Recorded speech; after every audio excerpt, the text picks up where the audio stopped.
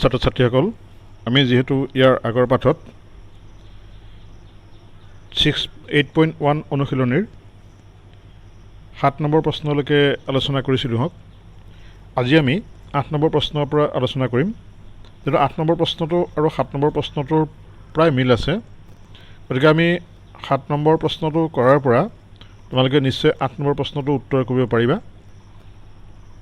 আমি ভাবিছোঁ তোমালোকে 7 নম্বৰ প্ৰশ্নটোৰ দৰেই 8 নম্বৰ প্ৰশ্নটো উত্তৰ কৰিব পাৰিবা, যিহেতু ইয়াত দিয়া থকা চৰ্ত অকণ বেলেগ আৰু প্ৰমাণ কৰিবলগীয়া কথাখিনি অকণ বেলেগ, কিন্তু আমি ত্ৰিভুজ সৰ্বাংগসম বা এনেকুৱা সামান্তৰিকৰ ধৰ্ম ব্যৱহাৰ কৰি এইসমূহ আমি প্ৰমাণ কৰিব পাৰিম। গতিকে আমি 9 নম্বৰ প্ৰশ্নটোত উত্তৰ কৰিবলৈ লৈছোঁ। তো 9 নম্বৰ প্ৰশ্নটোত দিয়া আছে ABCD সামান্তৰিকৰ BD কৰ্ণৰ ওপৰত P আৰু Q বিন্দু দুটা এনেভাৱে লোৱা হৈছে যাতে DP = BQ, ইয়াত চিত্ৰত দি থোৱা আছে DP = BQ দি থোৱা আছে। এতিয়া ইয়াত আমি 5টা দেখুৱাব লাগে। APD সৰ্বাংগসম ত্ৰিভুজ CQB, AP = CQ, AQB, এইখিনি গোটেই কথাখিনি 5টা আমি বিশেষ সূত্ৰৰ আকাৰত লিখি ল'ব লাগিব। লিখি পেলাই আমি প্ৰমাণ কৰিব লাগিব। আমি বিশেষ সূত্ৰটো প্ৰথমতে লিখি লৈছোঁ। দিয়া থকা কথাখিনিকে আমি যিমান পাৰি চুটিকৈ কিন্তু কথাখিনি অৰ্থ প্ৰকাশ হোৱাকৈ আমি লিখিব লাগিব বিশেষ সূত্ৰটো। যিহেতু ইয়াত চিত্ৰটো আমি নিজে নাম দিবলগীয়া হোৱা নাই, গতিকে চিত্ৰটো কিতাপতে প্ৰশ্নত দি থোৱা আছে চিত্ৰটোৰ নাম আৰু তাত প্ৰমাণ কৰিবলগীয়া কথাখিনি দি থোৱা আছে। গতিকে ABCD সামান্তৰিকৰ BD কৰ্ণত P আৰু Q দুটা বিন্দু দিয়া আছে। DP = BQ দেখুৱাব লাগে এই 5টা। APD এই গোটেই কথাখিনি কিতাপত দিয়া আগতে আমি লিখি লৈছোঁ। তাৰপিছতে আমি ত্ৰিভুজ দুটা লৈছোঁ সৰ্বাংগসমৰ কাৰণে APD, যিহেতু আমাক প্ৰথমটোৱে প্ৰমাণ কৰিবলৈ আছে APD আৰু CQB। এই ত্ৰিভুজ দুটা যদি আমি প্ৰমাণ কৰিবলৈ চাওঁ, APD ত্ৰিভুজ আৰু APD ত্ৰিভুজ আৰু CQB ত্ৰিভুজ, এই ত্ৰিভুজ দুটাত আমি যদি প্ৰমাণ কৰিবলৈ চাওঁ যে AD = BC, এইটো সামান্তৰিকৰ যিহেতু ABCD এটা সামান্তৰিক, তো সেই সামান্তৰিকটোৰ বিপৰীত বাহু, গতিকে ইয়াৰ এই বাহুকেইটা সমান হ'ব, এডাল বাহুৱে সমান হ'ব। আৰু লগতে দি থোৱা আছে যে ABCD এটা সামান্তৰিক, গতিকে AD সমান্তৰাল BC হ'ব। গতিকে ইয়াৰ ADP কোণটো ইয়াৰ CBQ কোণৰ লগত সমান হ'ব। এই কোণকেইটা সমান হ'ব কি কাৰণে? যিহেতু AD সমান্তৰাল BC, BD যদি ছেদ কৰে, এইটো ছেদক হয়, তেতিয়াহ'লে এই কোণকেইটা একান্তৰ কোণ হ'ব। আমি বাকীকেইডাল বাহু যদি নাই বুলি ভাবি লওঁ, তেতিয়াহ'লে আমি AD সমান্তৰাল BC যদি দেখোঁ, BD যদি ছেদ কৰে, তেতিয়াহ'লে এই কোণকেইটাক আমি একান্তৰ কোণ দেখিম। গতিকে আমি এটা বাহু পালোঁ, এটা কোণ পালোঁ, আৰু এটা দি থোৱা আছে DP = BQ বুলি আমাক যিহেতু দি থোৱা আছে DP = BQ, গতিকে আমি সেইটো চৰ্ত লিখিব পাৰিম। গতিকে APD ত্ৰিভুজৰ ইয়াৰ দুটা বাহু আৰু এটা কোণ আৰু বাহু দুটা উৎপন্ন কৰা কোণ, ইয়াতো তেনেকৈ বাহু দুটা উৎপন্ন কৰা কোণটো আমি সমান পালোঁ। গতিকে আমি ত্ৰিভুজকেইটা সৰ্বাংগসম কৰিব পাৰিম। গতিকে সেই কথাকেইটাকে আমি লিখিছোঁ যে APD আৰু CQBৰ পৰা AP = BC, AD = BC সামান্তৰিকৰ বিপৰীত বাহু, ADP কোণ সমান CBQ কোণ আৰু DP = BQ এইটো দিয়া আছে। গতিকে এই ত্ৰিভুজকেইটাক আমি সৰ্বাংগসম লিখিব পাৰিম বাহু কোণ বাহু বিধিমতে। সেইটো আমাক প্ৰমাণ 1 নম্বৰটো হৈ গৈছে। এতিয়া যদি এই ত্ৰিভুজকেইটা সৰ্বাংগসম হয়, যে APD আৰু CQB এই ত্ৰিভুজটা সৰ্বাংগসম হয়, তেতিয়াহ'লে AP = CQ হ'ব, কাৰণ ইহঁত CPCT মতে সমান হ'ব। গতিকে আমি সেই কথাটোকে লিখিছোঁ AP = CQ, এইটো CPCT মতে। সেইটো প্ৰমাণ 2 নম্বৰ, আমাক যিহেতু 2 নম্বৰ প্ৰমাণটো দিছিলে। তাৰপিছত আমি দুটা প্ৰমাণ আকৌ আৰু পিছৰ প্ৰমাণটোৰ কাৰণে আমি দুটা ত্ৰিভুজ আকৌ ল'ব লাগিব। এইটো 3 নম্বৰ প্ৰমাণটোত বেলেগ দুটা ত্ৰিভুজ সৰ্বাংগসম কৰিবলৈ দিছে AQB আৰু CPD। গতিকে আমি চিত্ৰত AQB আৰু CPD এই ত্ৰিভুজ দুটা সৰ্বাংগসম কৰিবলৈ কৈছে। এই আগতে কৰাৰ নিচিনাকৈ আমি এইকেইটা ত্ৰিভুজ সৰ্বাংগসম নিশ্চয় কৰিব পাৰিম। কেনেকৈ কৰিব পাৰিম? যেহেতু ABCD এটা সামান্তৰিক, গতিকে ইয়াৰ AB বাহু সমান CD বাহু আগৰটো গোটেই একেটাই তাৰপিছত আমি লিখিব পাৰিম যে AQB ABQ কোণ সমান CDP কোণৰ মাপ সমান হ'ব এইকেইটা কোণ কিয় সমান হ'ব এতিয়া আমি AB সমান্তৰাল CD লৈছোঁ BD ছেদক গতিকে এই কোণটোৱে এই কোণকেইটাৰ নাম হ'ল APQ আৰু CDP এই কোণকেইটা হ'ব একান্তৰ কোণ কাৰণ এই দুডাল যদি আমি নাই বুলি ধৰি লওঁ তেতিয়া এই দুডাল ৰেখা যদি দেখোঁ তেতিয়া আমি দেখিম এইকেইটা কোণ হ'ব একান্তৰ কোণ গতিকে সেই একান্তৰ কোণকেইটা সমান হ'ব আৰু BQ সমান DP দি থোৱা আছে আগৰটো গোটেই গতিকে ত্ৰিভুজকেইটা আগৰ গোটেই আমি সমাংসম লিখিব পাৰিম গতিকে সেইকেইটা কথাকে লিখিছোঁ AQB আৰু CPDৰ পৰা AB সমান CD সমান্তৰিকৰ বিপৰীত বাহু AB সমান CD সমান্তৰিকৰ ABQ সমান CDP কোণ এইটো একান্তৰ কোণ দিয়া আছে একান্তৰ কোণ বুলি কেনেকৈ হ'ল আগতে আমি কৈ থৈছোঁ BQ সমান DP সেইটো দিয়া আছে গতিকে এই ত্ৰিভুজকেইটাক আমি সমাংসম লিখিম বাহু কোণ বাহু বিধি মতে গতিকে আগতে লিখাৰ দৰে আমি AQ সমান CP এইটো আমি CPCD লিখিব পাৰিম সেইটো প্ৰমাণ 5 নম্বৰ হ'ব তাৰ আগৰ প্ৰমাণ 4 নম্বৰ হ'ব এতিয়া এই 4 নম্বৰ প্ৰমাণটোত আমি AQ = CP পালোঁ আৰু 2 নম্বৰ প্ৰমাণটোত আমি দেখিও AP = CQ আমি চিত্ৰটো যদি চাওঁ AP = CQ AQ = PC বা CP তেতিয়াহ'লে AQCP এই ক্ষেত্ৰটোক আমি কি বুলি ক'ব পাৰিম যিবিলাক চতুৰ্ভুজৰ বিপৰীত বাহুবিলাক সমান অৰ্থাৎ AP = CQ বিপৰীত বাহু AQ = PC বিপৰীত বাহু এই বিপৰীত বাহুবিলাক সমান হ'লে আমি সেই ক্ষেত্ৰটো ক'ব পাৰিম AQCP ক আমি সমান্তৰিক বুলি ক'ব পাৰিম গতিকে 2 নম্বৰ আৰু 4 নম্বৰ প্ৰমাণ 2 নম্বৰ প্ৰমাণটোত আমি পালোঁ যে AP = CQ আৰু 4 নম্বৰ প্ৰমাণটোত আমি পালোঁ AQ = CP গতিকে এই দুইটা প্ৰমাণ লগাই পেলাই আমি লিখিব পাৰিম AP = CQ আৰু AQ = CP গতিকে APCQ এটা সমান্তৰিক সেইটো সমান্তৰিকৰ বিপৰীত সমান্তৰিকৰ ধৰ্ম যেটো সমান্তৰিকৰ কোণবিলাক সমান্তৰিকৰ বিপৰীত বাহুবিলাক সমান জোখৰ হয় গতিকে আমি এইটো এনেদৰে প্ৰমাণ কৰিব পাৰিম ইয়াৰ পিছত আমি 10 নম্বৰ জ্যামিতিলৈ গৈছোঁ 10 নম্বৰ জ্যামিতিটো যেহেতু বিশেষ জটিলতা নাই ত্ৰিভুজ সমাংসম কৰিব লাগে আৰু ইয়াত প্ৰমাণ কৰা দুটা আছে গতিকে 10 নম্বৰ জ্যামিতিটো তোমালোকে নিজে কৰিবা বুলি ধৰি লৈছোঁ যদি জটিলতা পোৱা তোমালোকে মেছেজৰ যোগেদি বা হোৱাটছআপত যোগেদিও তোমালোকে জনাব পাৰিবা মই হোৱাটছআপ নম্বৰটো মই তোমালোকক কৈ দিছোঁ লিখি ল'বা 9085043936 এই নম্বৰটো তোমালোকে হোৱাটছআপ কৰি জনাব পাৰিবা ইয়াৰ পিছৰ প্ৰশ্নটো আমি 11 নম্বৰ প্ৰশ্নটোলৈ গৈছোঁ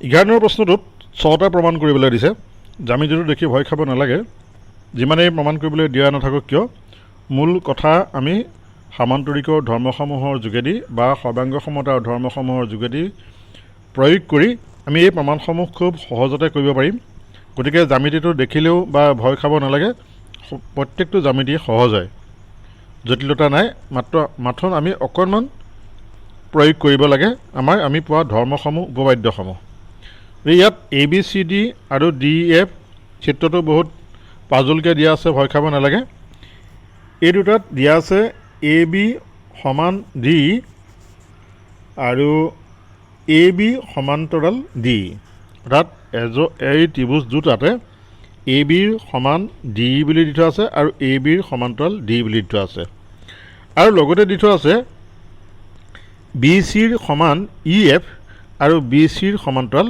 EF বুলি দি থোৱা আছে অৰ্থাৎ ABC ত্ৰিভুজৰ দুটা বাহু DEF ত্ৰিভুজৰ দুটা বাহুৰ লগত সমান আৰু সমান্তৰালভাৱে আছে এতিয়া বাকি এই প্ৰমাণখিনি আমি কৰিব লাগে ইয়াত বহুতো প্ৰমাণ দিছে ইয়াত আৰু এটা কথা লিখিছে এই শীৰ্ষবিন্দুকেইটা A পৰা D লৈ চিৰ পৰা এফলৈ বিৰ পৰা ইলৈ সংযোগ কৰি থোৱা আছে আৰু আমি দেখুৱাব লাগে যে ইয়াত প্ৰতিটোৱে এটা এটা চতুৰ্ভুজবিলাক সামান্তৰিক দেখুৱাব লাগে আৰু লগতে কিছুমান ত্ৰিভুজ সৰ্বাংগসম কৰি দেখুৱাব লাগে।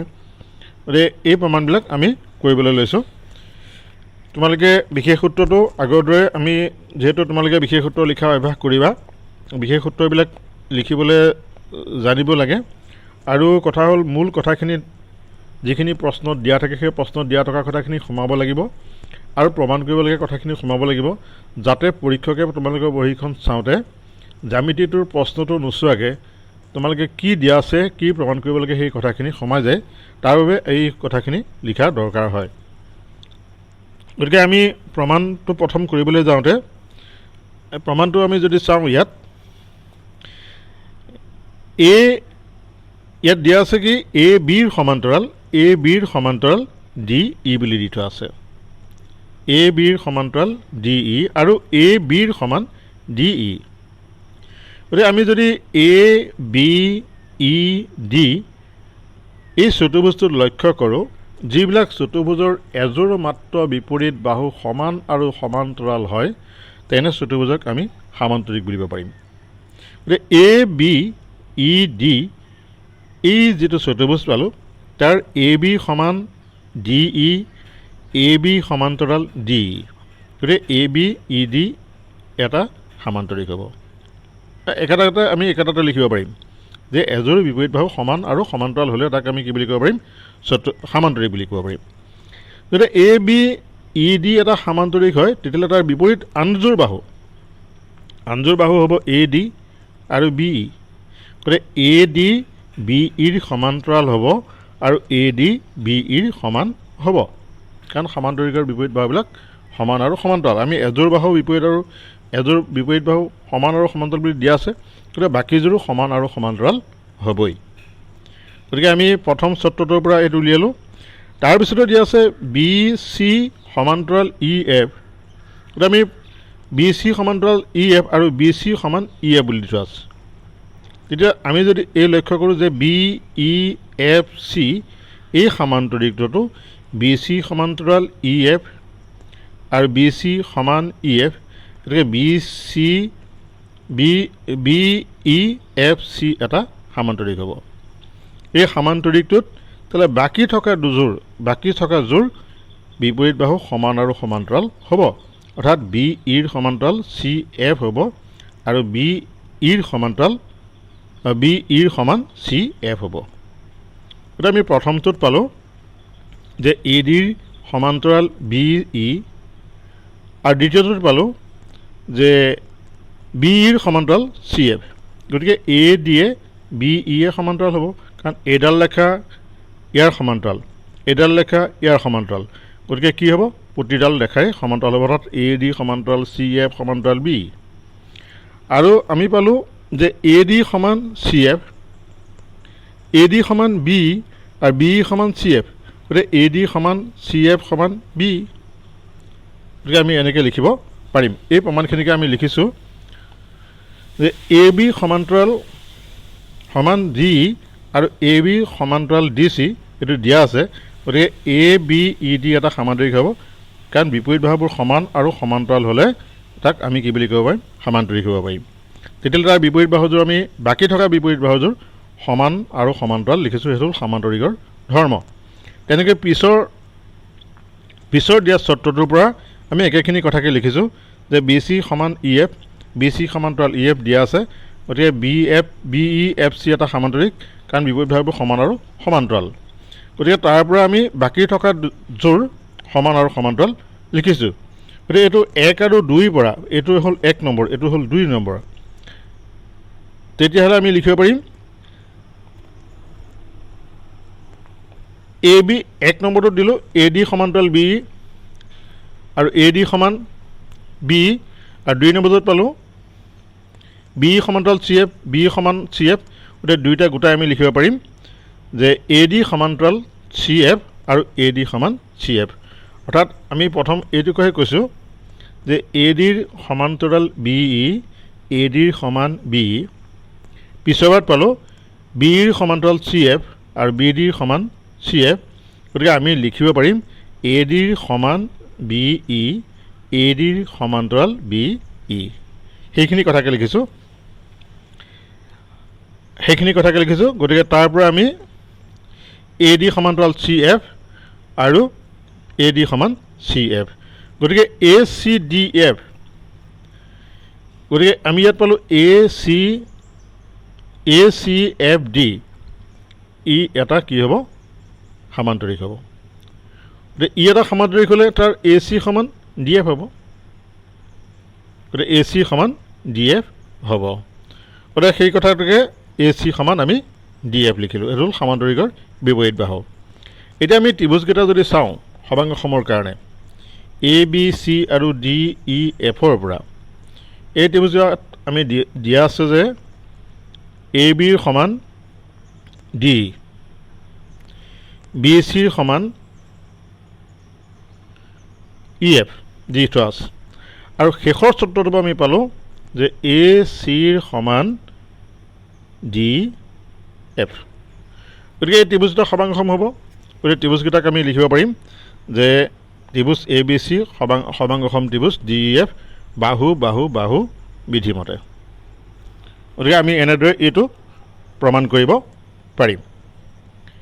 গতিকে এইটো আমি 6 নম্বৰ প্ৰমাণ কৰিলোঁ। প্ৰমাণকেইটা আকৌ এবাৰ চাই লোৱা কোনকেইটা আমি প্ৰমাণ কৰিলোঁ। প্ৰথমতে লিখিলোঁ দীঘলীয়া হৈ জ্যামিতিটো।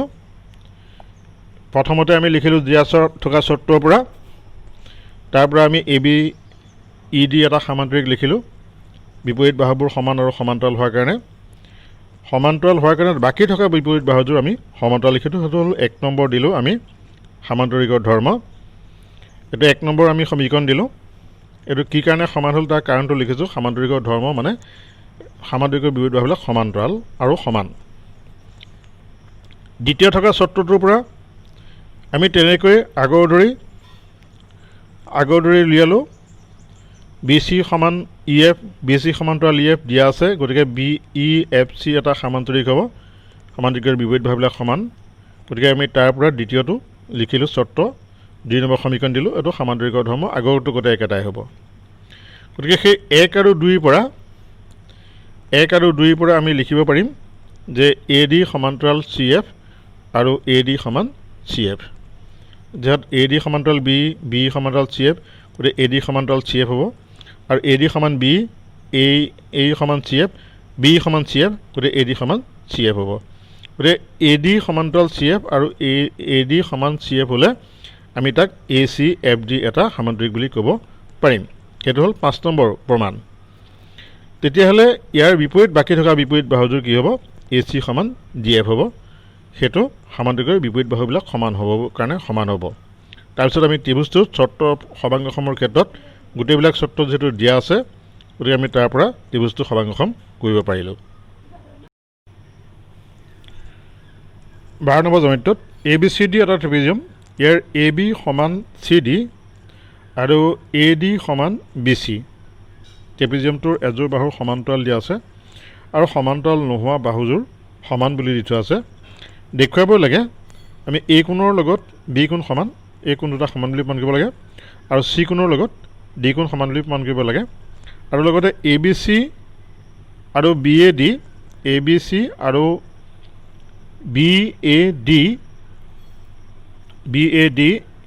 এই ত্ৰিভুজকেইটাৰ সমাংগসম আচলতে ইয়াত ত্ৰিভুজ হোৱা নাই। আমি ইয়াত যেতিয়া প্ৰমাণ কৰিবলগীয়া হয় তেতিয়া ত্ৰিভুজকেইটা আমি আঁকি পেলাই প্ৰমাণ কৰিম। এতিয়া সাধাৰণতে আমি প্ৰথম 1 নম্বৰ আৰু 2 নম্বৰটো প্ৰমাণ কৰাৰ ক্ষেত্ৰত আমি এইটো আঁকি নলওঁ।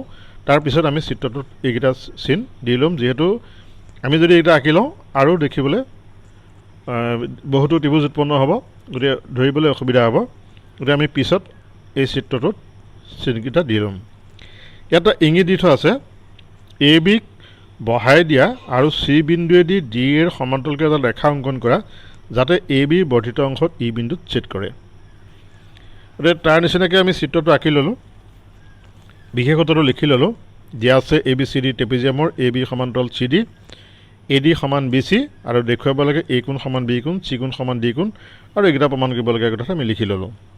তাৰপিছত অংকনটো কৰিলোঁ আমি ইয়াত এ বিক বহাই দি চিৰ পৰা বৰ্ধিত এ বিলৈ এ ডি সমান্তৰাল বি চি চি অঁকা হ'ল। এতিয়া আমি প্ৰমাণ কৰিবলৈ যাওঁ। প্ৰমাণ কৰাৰ আগতে আমি চিত্ৰটো অকণমান লক্ষ্য যদি কৰোঁ, অলপ চিত্ৰত আমি যদি নাম দি লওঁ তেতিয়াহ'লে এই কোনবিলাকৰ নাম লিখি থকাতকৈ অকণমান সহজ হ'ব। গতিকে আমি ইয়াত কেইটামান নাম দি ল'লোঁ।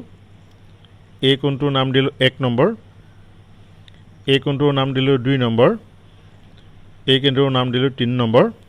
তাত আমি ইয়াত লিখিব লাগিব, তেতিয়া আমাক অসুবিধা নহয়। ইয়াত প্ৰমাণৰ ক্ষেত্ৰত আমি এইকেইটা কোণ লিখি ল'লোঁ। ইয়াৰ পিছত আমি কেনেকৈ প্ৰমাণ কৰিম চাবা।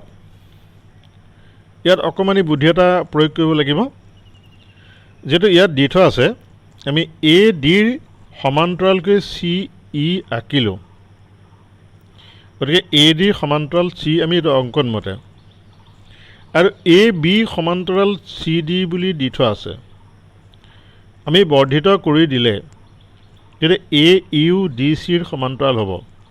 গতিকে এ ডি চি ই এই চতুৰ্ভুজটোৰ ক্ষেত্ৰত এ ডি সমান্তৰাল ই চি, ডি চিৰ সমান্তৰাল এ ই, গতিকে ই এটা সামান্তৰিক হ'ব। গতিকে সামান্তৰিক হোৱাৰ কাৰণে ইয়াত এ ডি সমান চি ই হ'ব। প্ৰথম কথাটো হ'ল যে ইয়াক আমি সামান্তৰিক বুলি প্ৰমাণ কৰিলোঁ। সামান্তৰিক বুলি প্ৰমাণ কৰাৰ কাৰণে সি তাৰ বিপৰীত বাহুবিলাক সমান জোখৰ হ'ল। গতিকে আমি সেই কথাটোকে প্ৰথম লিখি লওঁ, তাৰ পিছৰ প্ৰমাণটোৰ ক্ষেত্ৰত আমি পিছৰ কথাখিনি ক'ম। প্ৰমাণ এ ডি সমান্তৰাল চি ই অঁকা হৈছে। এতেকে যিহেতু এ বি সমান্তৰাল চি ডি, এতেকে এ ই সমান্তৰাল চি ডি হ'ব। গতিকে এ ডি সমান্তৰাল চি আৰু এ ই সমান্তৰাল চি ডি, এতেকে আমি লিখিব পাৰিম এতেকে এ ডি চি ই এটা সামান্তৰিক। গতিকে ই সামান্তৰিক হোৱাৰ কাৰণে তাৰ বিপৰীত বাহুবিলাক আমি সমান লিখিব পাৰিম। এতেকে এ ডি সমান চি ই, আৰু এ ই সমান ডি চি, সেইটোত আমি 1 নম্বৰ দিলোঁ। অৰ্থাৎ এই ক্ষেত্ৰটোত আমি এ ডি সমান চি ই আৰু এ ই সমান ডি চি, এইটো আমাক লিখিব নালাগে যদিও আমি লিখি দিছোঁ। এতিয়া তাৰ পিছৰ প্ৰমাণটোলৈ আহিছোঁ। এ ডি সমান চি আৰু এ ডি সমান বি চি, অৰ্থাৎ এ ডিডাল বি চিৰ সমান, এ ডিডাল ই চিৰ সমান, তেতিয়াহ'লে বি চিয়ে ই চিয়ে সমান হ'ব। যদি বি চিয়ে ই চিয়ে সমান হয় তেতিয়াহ'লে 1 নম্বৰ কোণে 2 নম্বৰ কোণে সমান হ'ব, কাৰণ সমান কোণৰ সন্মুখৰ বাহুবিলাক সমান। গতিকে আমি এইকেইটা কথা লিখি লৈছোঁ।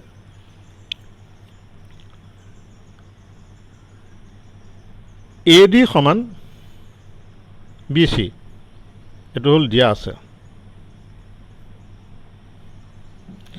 এতিয়া আমি এ ডি পালোঁ সমান চি, এতেকে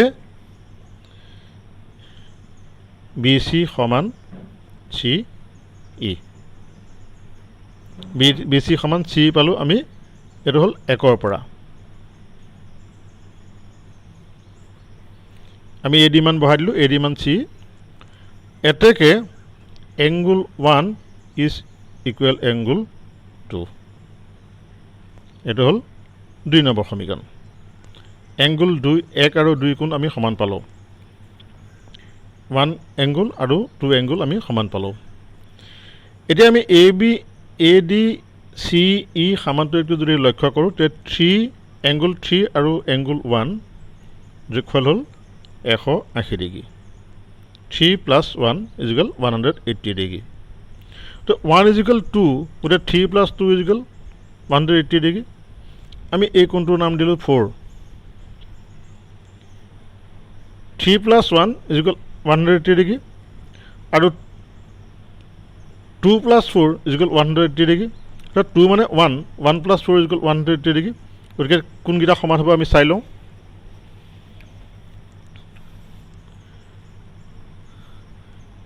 এটাকে angle 3 plus angle 1 is equal 180 degree এটা হ'ল সমান্তৰিকৰ একেফালৰ অন্তঃকোণ বা ওচৰাওচৰি দুটা কোণৰ যোগফল সমান্তৰিকৰ ওচৰাওচৰি দুটা কোণৰ যোগফল 180 ডিগ্ৰী সমান্তৰিকৰ সন্নিহিত কোণৰ যোগফল 3 কোণ যোগ 1 কোণ সমান্তৰিকৰ সন্নিহিত কোণ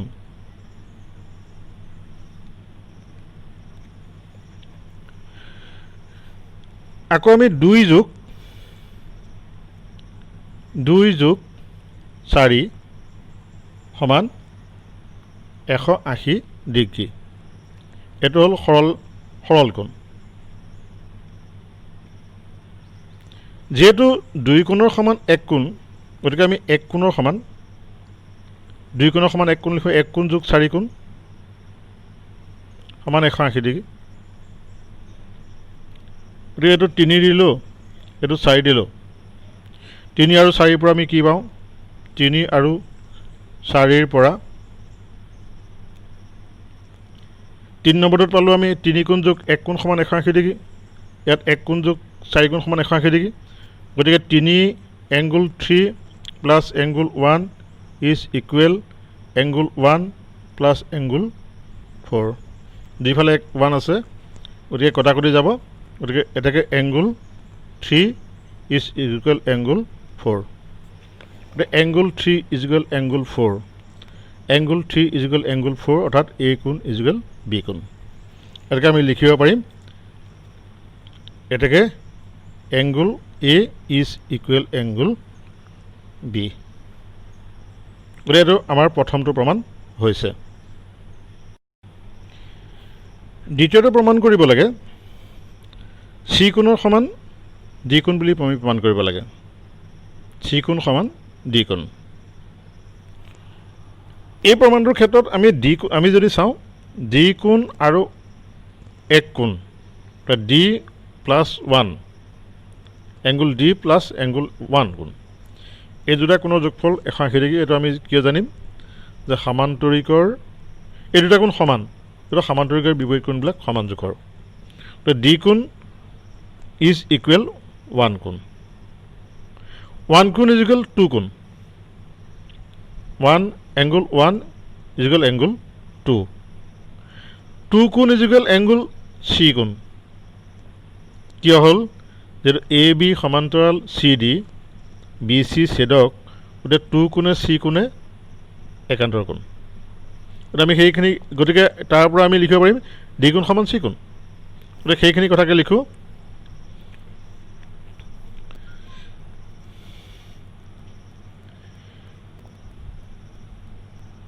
angle 2 is angle c angle 2 কোণ is equal angle c কি কাৰণে হ'ব যেহেতু a e সমান্তৰাল dc bc ছেদক একান্তৰ কোণ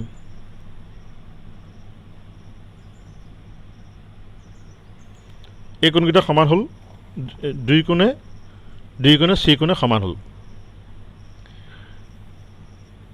আকৌ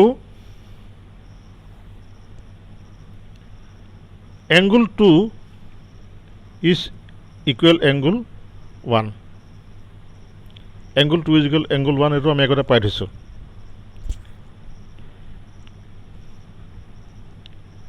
আৰু দিয়া আছে angle d is angle 1 এইটো হ'ল সমান্তৰিকৰ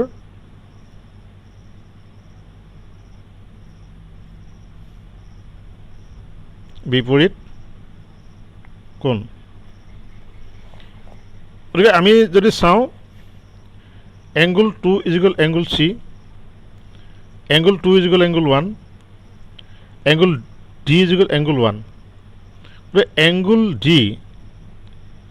এংগুল ডিটো 1 লগত সমান 1 টো 2 লগত সমান 2 টো 3 লগত সমান গতিকে আমি লিখিব পাৰিম এতেকে angle D is equal angle C সম্পৰ্কটো কেনেকৈ আছে চাবা angle D is equal angle 1 angle D two angle 1 সমান 1 টু 2 লগত সমান 2 টু 3 লগত সমান গতিকে angle D A angle C A সমান গতিকে angle D A angle C A সমান হ'ব এইটো প্ৰমাণ হ'ব 2 এইটো প্ৰমাণ 2 নম্বৰ এতিয়া 3 নম্বৰ প্ৰমাণৰ ক্ষেত্ৰত আমি এ চি আৰু বি ডি কৰ্ণকেইটা আঁকি লৈছোঁ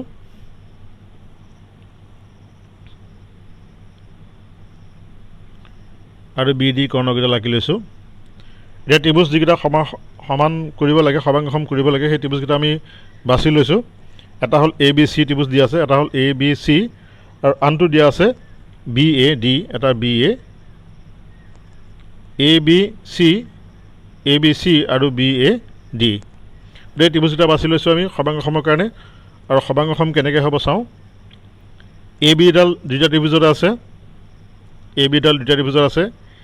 এ বিৰ সমান বি চি দি থোৱা আছে দুইটা ত্ৰিভুজৰ দুডাল বাহু হ'ল আৰু লগতে এংগুল 4 কোণটো আছে এংগুল অৰ্থাৎ বি কোণটো আছে এংগুল এ বি চিত আৰু এ কোণটো আছে এংগুল ডি এ বিত বা বি এ ডিত আছে গতিকে এই দুইটা কোণ যেহেতু সমান বুলি আমি ইয়াত পাই থৈছোঁ 3 কোণে 4 কোণে সমান বুলি পাই থৈছোঁ গতিকে তাৰ পৰা আমি ত্ৰিভুজকেইটা বাহু কোণ বাহু সমাংসম বিধি মতে আমি সমাংসম কৰিব পাৰিম গতিকে তাকে আমি লিখিম ত্ৰিভুজ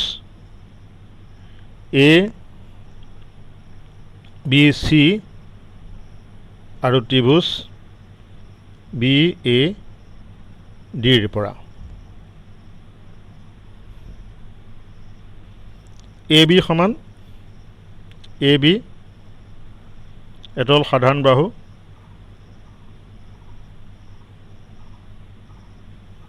আৰু দি থোৱা আছে angle B is equal angle A এইটো আগৰ প্ৰমাণৰ পৰা পাই থৈছোঁ আমি প্ৰমাণ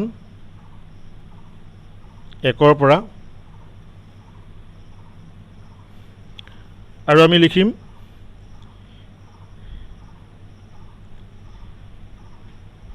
বি চি সমান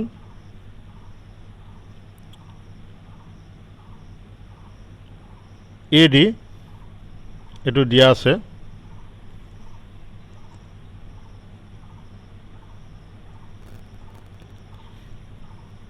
এটাকে ত্ৰিভুজ এ বি চি সৰ্বাংগসম ত্ৰিভুজ বি এ ডি বাহু কোণ বাহু বিধি গতিকে ত্ৰিভুজটা সৰ্বাংগসম হ'লে আমি এ চি সমান বি ডি লিখিব পাৰিম চি পি চি টি মতে এটাকে এ চি সমান বি ডি এইটো হ'ল চি পি চি টি এইটো হ'ল প্ৰমাণ 3 এইটো প্ৰমাণ 4 গতিকে এনেকৈ প্ৰমাণটো আমি কৰিব লাগিব যেহেতু প্ৰমাণটো অলপ দীঘলীয়া যদিও বুজিবলৈ জটিলতা নাই গতিকে তোমালোকে অভ্যাস কৰিবা যিখিনি আমি এৰি থৈ আহিছোঁ সেইখিনি অভ্যাস কৰিবা যেহেতু সেইখিনি জটিলতা নাই এইখিনি কৰাৰ পিছত সেইখিনি আমি যেহেতু তাৰ প্ৰতিটো সামঞ্জস্য থকা প্ৰতিটো প্ৰশ্ন উত্তৰ কৰি দিয়া হৈছে গতিকে তোমালোকে পাৰিবা বুলি আমি আশা কৰিছোঁ গতিকে আজিলৈ পাঠ ইমানতে সামৰিছোঁ